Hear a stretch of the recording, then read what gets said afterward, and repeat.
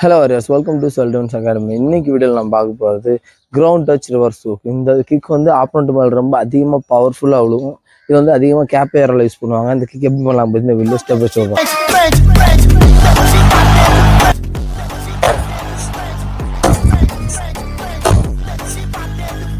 Step 1 எப்படின்னா, first நம்மளுக்கு reverse hook வந்துருக்கணும். Step 1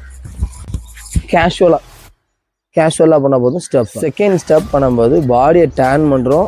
opponent அங்கே பார்க்கறதுக்கு முன்னாடி உங்கள் ரைட் ஹேண்டோ இல்லை லெஃப்ட் ஹேண்ட் ரெண்டையும் கூட வச்சுக்கலாம். ஒரு கிக் அடிச்சுட்டு கேஷுவலாக ரிலீஸ் ஆகும். அகெயின் அதே இதை சேம் பண்ணுறோம். கீழே டச் பண்ணுறோம், பாடி லைட்டாக இருக்கும். ரிலாக்ஸாக பொறுமையாக பண்ணால் ஆட்டோமேட்டிக்காக வந்துடும். சேம் அதே இதை கொஞ்சம் பண்ணும்போது லெக்கை மட்டும் கொஞ்சம் மேலே ஹைட் ஏற்றணும், உடம்பு கீழே சரிக்கணும். அவ்வளோ சிம்பிள்.